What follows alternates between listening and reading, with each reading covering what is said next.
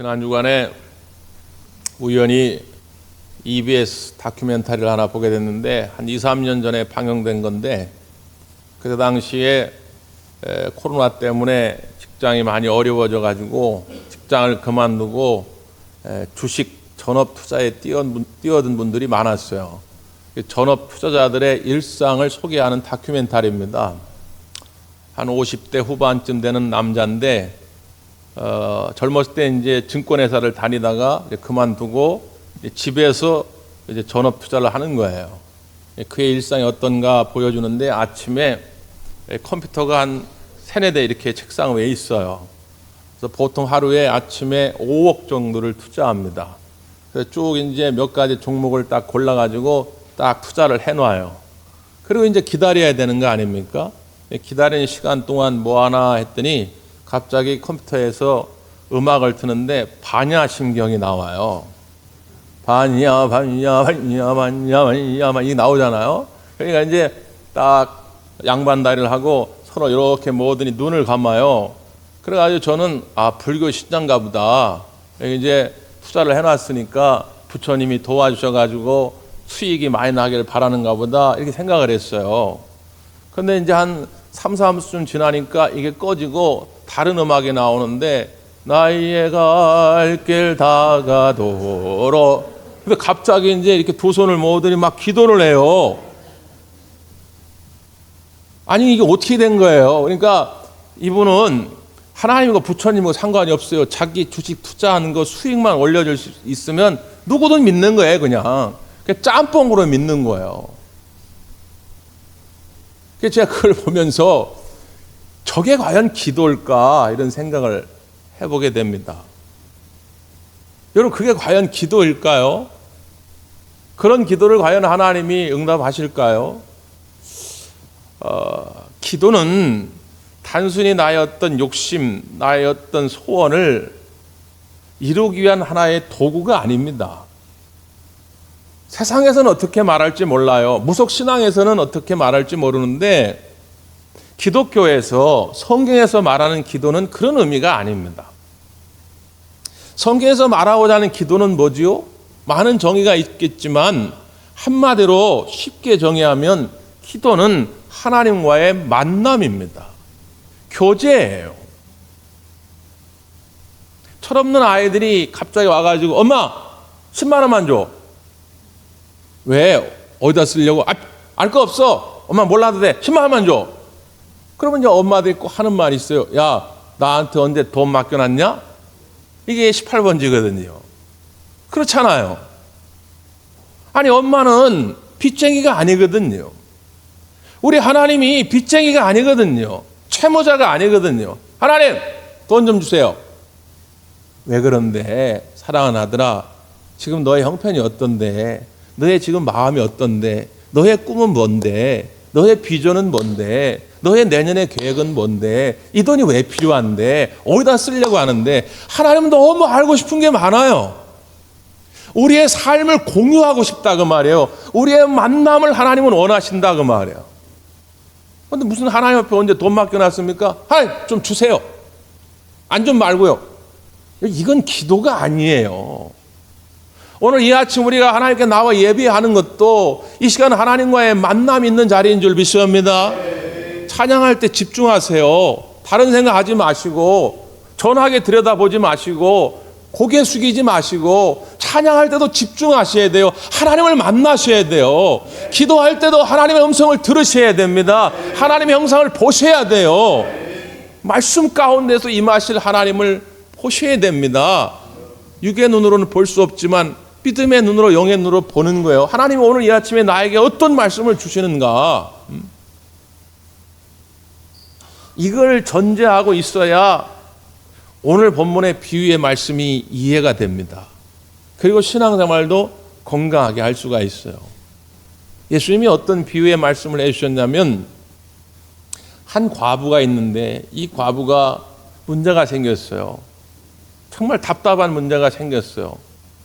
그래가지고 재판장을 찾아갑니다. 그 재판장에게 나의 원한을 좀 풀어주소서 얘기합니다. 근데 이 재판장은 하나님도 무시하고 사람들도 무시하고 지 멋대로 사는 인생이에요. 자기한테 어떤 이익이나 어떤 명예나 어떤 권력이나 돈이나 뭐 이런 것들이 생겨나지 아니하면 절대로 열심을 내는 사람이 아닙니다. 그러니까 안 들어줘요. 왜? 과부에게서는 얻을 게 없거든요. 어떤 부자가 와서 야 이거 내 원한 좀 풀어줘라 그러면서 뒷돈 딱 이렇게 찔러주면 빨리 움직일 텐데 이 과부는 그럴 능력이 없거든요. 그러니까 들은 척도 안 해요. 그럼에도 불구하고 이 과부는 포기하지 아니하고 자주 반복해서 이 재판장에 찾아와 자기의 이야기, 자기의 원한을 이야기합니다. 그러니까 이 재판장이 나중에 스스로 생각하기를 야 내가 하나님도 믿지 아니하고 사람도 무시하는 그런 사람이지만 내가 이 여자의 원한을 풀어 주어야 되겠다. 안 그러면 이 여자가 날마다 와서 나를 귀찮게 하리라. 여기까지가 예수님의 비유예요. 보통 비유 말씀 가운데 하나님을 대비하는 어떤 인물이 등장하기도 하는데 오늘의 비유는 하나님이 등장하지 않습니다. 오히려 하나님과 이 불의한 재판관을 대조하기 위함이에요. 극단에 처해 있는 아주 불의의 극단에 처해 있는 한 재판장을 예로 들면서 이 불의한 아주 못돼 먹은 이 재판장도 그 과부가 그렇게 와가지고 간청할 때 그의 소원을 들어주었는데 하물며 선하신 하나님 우리의 아버지가 되어주셔서 우리의 작은 신음에도 응답하시는 아버지께서 너희들의 간청을 들어주지 아니하시겠느냐. 이게 예수님의 의도입니다. 예수님의 이 비유의 목적이에요. 그래서 이것을 한마디로 딱 요약해가지고 오늘 비유의 말씀의 동기 목적을 이렇게 설명했어요. 1절 한번 보세요. 1절 시작. 예수께서 그들에게 항상 기도하고 낙심하지 말아야 할 것을 비유로 말씀하여 항상 기도하고 낙심하지 말아야 할 것을 이게 이유입니다. 여러분 오늘 이 본문에 나오는 과부를 한번 보십시오. 이 과부를 보면서 남처럼 여겨지면 안 되고 이 과부가 나의 신세처럼 여겨져야 됩니다.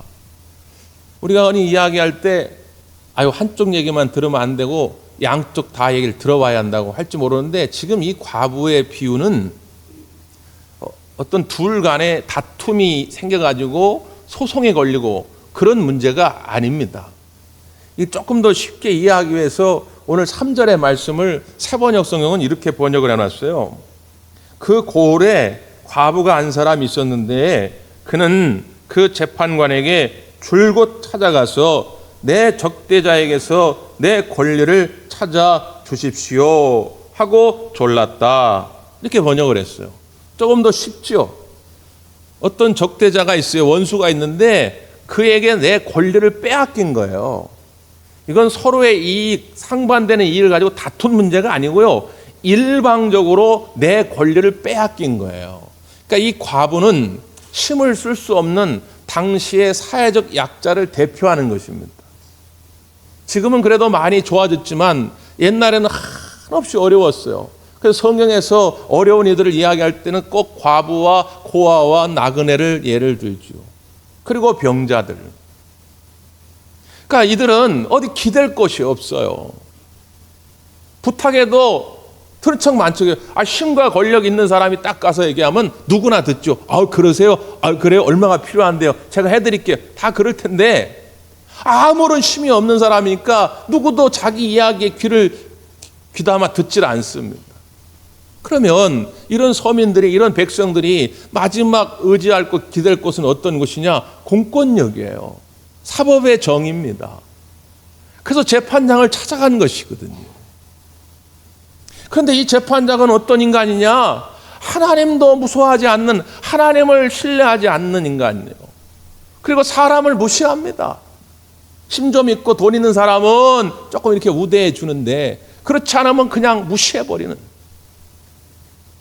물론 이 시대에도 재판장들이 다 그랬던 것은 아닐 거예요. 그러나 이런 사람들이 당시에 많았다는 거예요. 더욱 안타까운 것은 이것이 예수님 시대의 모습뿐만 아니라 지금 이 시대에도 똑같다는 것이죠. 아무런 힘이 없어요. 그저 의지할 것은 이 공권력의 힘, 사법의 정의에 나의 무언가를 좀 의지하고 싶은데 지금도 여전히 힘 있는 사람에게는 법이 도움이 될지 모르지만 힘 없는 사람에게는 때로는 법이 더 해를 끼치는 이런 시대를 우리가 살아가고 있다 그 말이죠. 답답하고 속상하지요.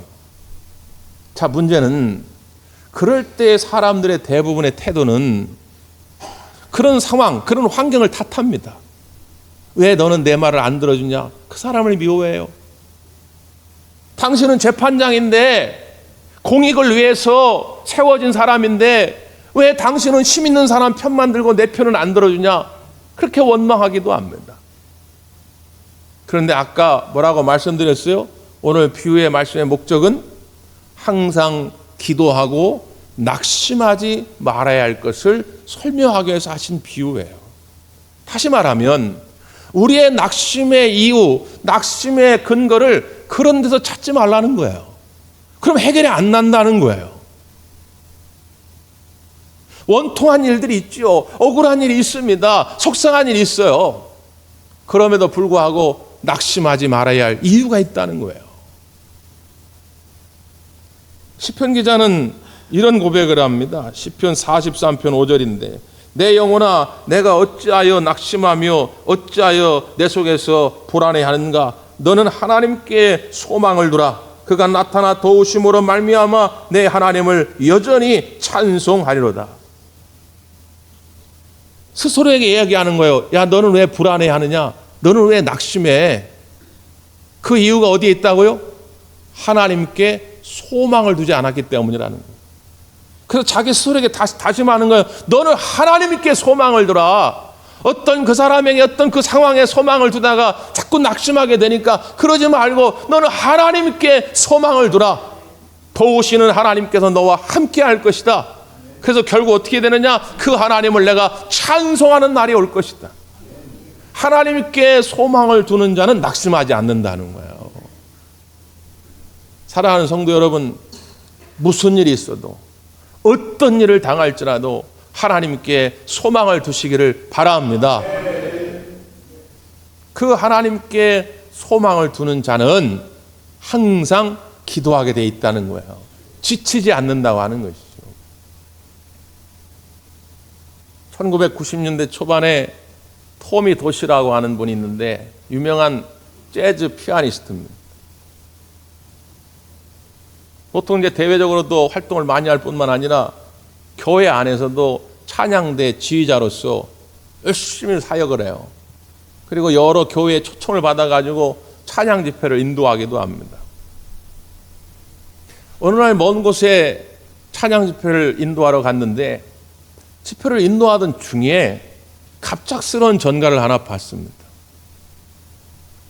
그의 아내가 이제 막 산 딸이 다 됐어요. 한 9개월쯤 됐는데 갑자기 진통이 와가지고 병원에 갔는데 위독하다는 거예요.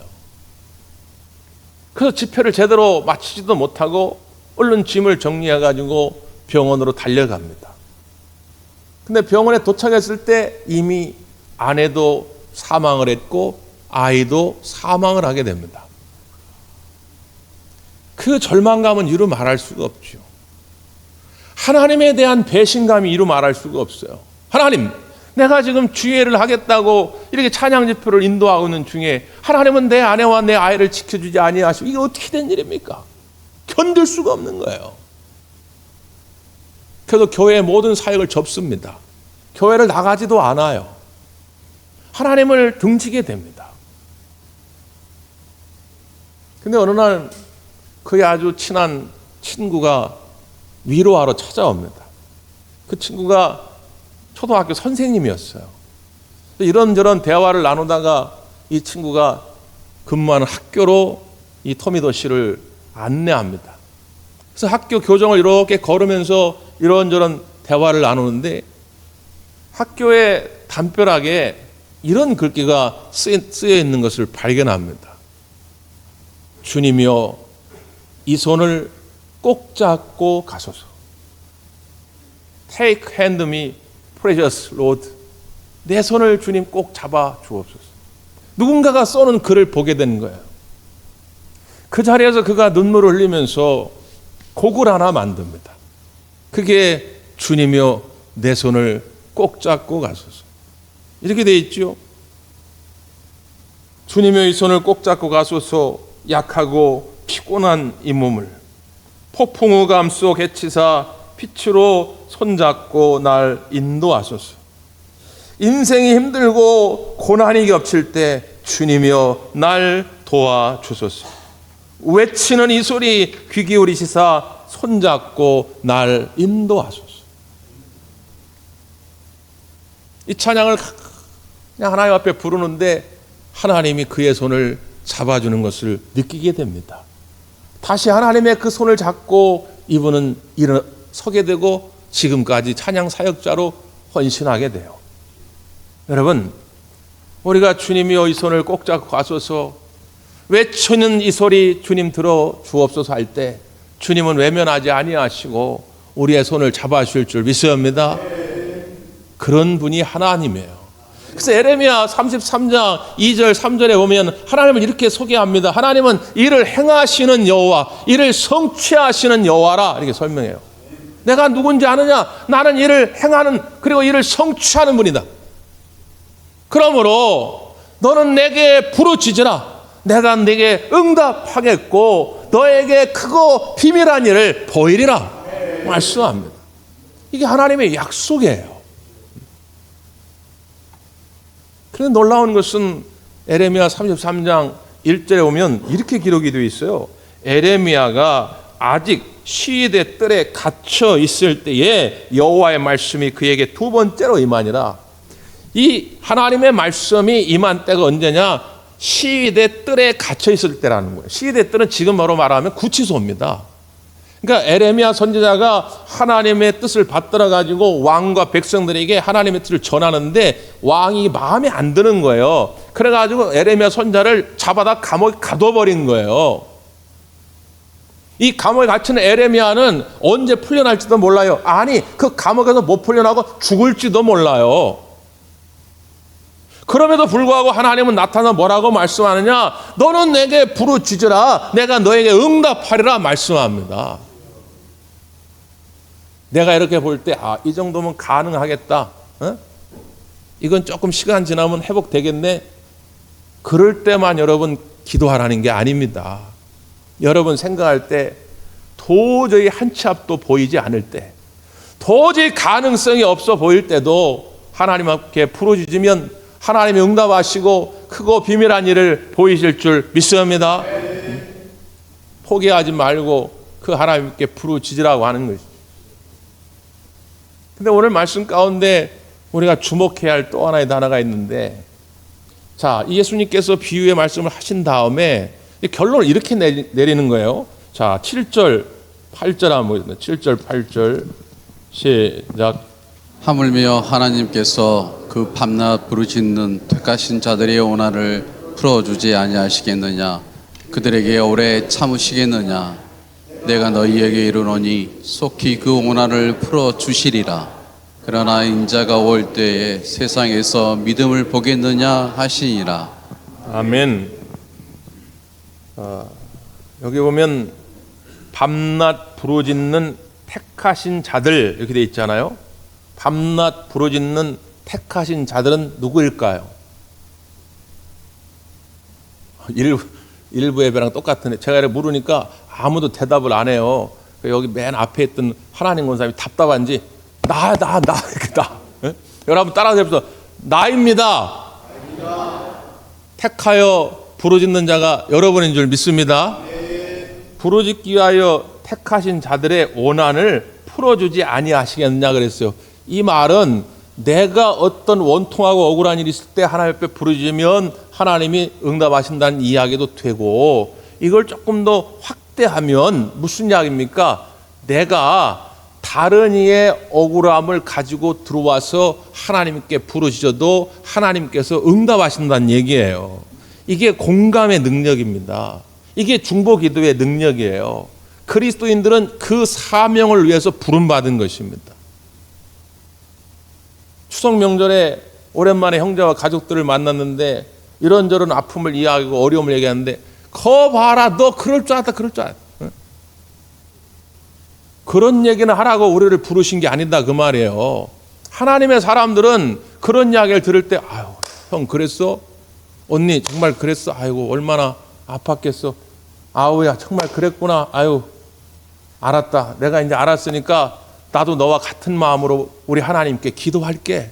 하나님이 함께 하셔서 반드시 그 문제 해결될 것이다. 그러라고 부름받은 줄 믿습니다. 그것이 우리의 사명이에요. 그 사람의 억울함을, 그 사람의 원통함을 나의 것으로 가져오라는 거예요. 특별히 그래서 오늘 제가 예배 들어오실 때 주보에다 기도 제목 카드를 하나씩 넣어드렸는데 오늘 나누어드린 그 기도 제목 카드에는 여러분의 기도 제목을 쓰라는 얘기가 아닙니다. 오늘 그걸 가지고 가셔가지고 이번 추석 명절에 오랜만에 만나는 부모님도 좋고 형제들도 좋고 이웃들, 친구들 아니면 여기 있는 우리 믿음의 형제들 그들의 지금 아픔이 뭔지 그들의 간절한 기도의 제목이 뭔지 정말 진심 어린 마음으로 귀를 기울여 들어주시고 그들의 기도 제목을 적어서 다음 주에 중보기도함에 내주시면 됩니다. 내주실 때는 어떤 마음으로요? 반드시 하나님이 응답하시라고 하는 믿음을 가지고 내어주시기를 바랍니다. 그리고 그분들에게 이야기하세요. 내가 너를 위해서 기도 제목을 냈는데 나뿐만 아니라 우리 교회 중보기도 사역자들이 함께 기도할 거다. 그러니까 반드시 수일 내에 이 문제가 해결될 것이다. 여러분 그 이야기가 그분에게는 정말 무엇보다도 소중한 용기가 되고 위로가 되는 말인 줄 믿습니다. 그것들을 통해서 이제 하나님의 살아계심을 더욱 증거하게 되는 것이죠. 특별히 오늘 이 본문의 말씀의 결론은 신학적으로 굉장히 난해 구절입니다. 여러분은 어떻게 읽으셨는지 모르겠는데 8절의 말씀이 끝부분이 이렇게 되어 있잖아요. 그러나 인자가 올 때에 세상에서 믿음을 보겠느냐. 이게 오늘 예수님의 말씀의 결론입니다. 시작은 그냥 쉽게 이해할 것 같은데 마지막은 몇 번을 읽어도 이해하기 어려운 말씀이에요. 시작은 뭐라고 그랬어요? 항상 기도하고 낙심하지 말아야 할 것을 비유로 예수님이 하신 말씀인데 그 비유의 말씀의 결론은 뭐냐? 인자가 올 때에 세상에서 믿음을 보겠느냐? 이 말씀이에요. 무슨 뜻입니까?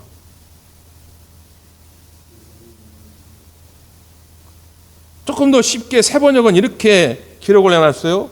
내가 너희에게 말한다. 하나님께서는 얼른 그들의 권리를 찾아 주실 것이다. 그러나 인자가 올 때에 세상에서 믿음을 찾아볼 수 있겠느냐? 아직도 감이 잘 안 오시죠? 자, 먼저 인자가 올 때 그때는 언제입니까? 예수님 다시 오실 때입니다. 종말의 때예요. 심판의 때입니다. 그때에 세상에서 믿음을 찾아볼 수 있겠느냐? 그 말은 그때에 믿음이 시들어간다는 거예요. 이 18장 앞에 누가복음 17장은 종말에 관한 이야기입니다. 다 읽을 수 없으니까 제가 대표적으로 33절 이하만 읽어보면 무릇 자기 목숨을 보존하고자 하는 자는 잃을 것이요 잃는 자는 살리리라. 내가 너에게 이르노니 그 밤에 둘이 한 자리에 누워 있음에 하나는 데려감을 얻고 하나는 버려둠을 당할 것이요 두 여자가 함께 맷돌을 갈고 있음에 하나는 데려감을 얻고 하나는 버려둠을 당할 것이라. 인자가 올 때에 주님 다시 오시는 그날에 한 사람은 구원함을 받고 한 사람은 구원함을 받지 못한다는 거예요. 지금도 우리가 종말의 때 살고 있는데 이단들은 자꾸 자기네 모임으로 와야 된다, 자기네 산으로 와야 된다, 자기네 기도원으로 와야 된다, 자기네 교파로 와야 된다 얘기하는데 이거 다 헛소문입니다. 속지 마세요. 주님은 분명히 뭐라고 말씀합니까? 그냥 이렇게 맷돌을 갈고 있는데 믿음 있는 사람은 구원을 받아 천국에 가는 것이고 믿음 없는 사람은 구원을 받지 못하고 지옥에 가는 거예요. 그냥 우리가 일상의 삶을 살다가 주님을 만나게 된다 그 말이에요. 그런데 지금 17장 앞에 쭉 읽어보면 공통점이 뭐냐? 인자가 올 때에 닥치는 것이 뭐냐? 고난이라는 거예요. 환난이 찾아온다는 거예요. 뿐만 아니라 마지막 때가 다가올수록 하나님에 대한 신뢰가 꺾이는 거예요. 기도 회의주의가 생깁니다. 믿음 회의주의가 생겨요. 야, 기도한다고 밥 먹여주냐? 믿는다고 뭔가 일이 해결되냐? 그러니까 하나님보다 더 소중한 것들이 생겨납니다. 하나님보다 더 소중한 것들을 우상으로 삼게 되는 거예요. 그러니까 더 이상 믿음으로 기도하지 않는다는 거예요. 한두 번은 해볼지 모르는데 한두 번 하다가 안 되면 그럴 줄 알았어. 에휴, 교회 나가봐야, 에휴, 예배 드려봐야, 에휴, 기도해봐야 뭔 소용 있어. 그리고 세상에 다른 것에 또 의지하기 시작한다는 거예요. 내가 마지막 때 인자가 올 때에 믿음을 찾아볼 수 있겠느냐. 안타까운 마음으로 예수님이 오늘 이 비유의 말씀을 해 주신 것입니다. 세상 많은 사람들이 주님 보실 때 혹 그럴지 모르지만 오늘 이 시대를 살아가는 우리 대광 가족들만큼은 우리 하나님 보실 때, 우리 예수님 보실 때, 아, 여기 있었구나. 이 어려운 때에도 포기하지 아니하고 믿음으로 살아가는, 믿음으로 기도하는 대광 성도들이 있었구나 인정받는 우리 대광 가족들 되길 바랍니다. 포기하지 마십시오. 낙심하지 마십시오. 마지막 때일수록 주님이 함께 하신다 그 말씀이에요. 어떤 사람이 믿음의 영웅입니까? 히브리서 11장에 보면 믿음의 영웅 리스트가 쫙 등장해요. 그 사람들이 다 일이 잘 됐습니까? 하는 것마다 대박이 났습니까? 예수 믿고 그렇게 잘 돼가지고 믿음의 영웅입니까? 히브리서 11장 그런 인물이 없어요. 아브라함, 이삭, 야곱, 요셉, 모세, 바울 다 열거된 인물을 보면 다 고난의 길을 겪었어요. 그런데 믿음의 영웅이라는 거예요. 왜 그렇습니까? 대표적인 말씀 한 구절만 제가 소개하고 마치려고 하는데 히브리서 11장 15절 16절입니다. 그들이 나온 바 본향을 생각하였더라면 돌아갈 기회가 있었으려니와 그들이 이제는 더 나은 본향을 사모하니 곧 하늘에 있는 것이라. 이러므로 하나님이 그들의 하나님이라 일컬음을 받으심을 부끄러워하지 아니하시고 그들을 위하여 한 성을 예비하셨느니라. 그들의 믿음의 영웅인 이유가 뭐라고요? 마음 먹고 돌아가려고 했으면 돌아갈 수 있다는 거예요. 다시 옛날의 삶으로 돌아갈 수 있다는 거예요. 하나님 없이 예수님 없이 살았던 그 길로 다시 갈 수 있었는데 이제는 그럴 수가 없다는 거예요. 더 나은 본향을 알게 됐거든요. 하나님이 예비하신 더 나은 본향 천국의 삶을 알았거든요. 그래서 그 길이 고난의 길일지라도 환난과 핍박이 있는 길일지라도 믿음을 포기할 수 없었다는 거예요. 그래서 믿음의 영웅이 된 줄 믿습니다. 이번 추석 명절에 여러분의 자손들에게 꼭 이 말씀을 전하셔야 돼요. 돈 많이 벌었다고 성공한 인생 아니고 권력 많이 얻었다고 출세한 인생이 아니라 더 나은 본향을 사모하는 마음이 있어야 한다. 그 소망이 있어야 낙심하지 않는 인생이 될 수 있고 어떤 일을 만날지라도 하나님을 사랑하고 하나님 안에 거하는 인생이 될 수 있다. 이걸 여러분 자손들에게 유산으로 물려줄 수 있어야 됩니다. 그래서 이 마지막 날, 이 마지막 때 믿음으로 승리하는 여러분 가정 되시기를 간절히 바랍니다. 기도하겠습니다.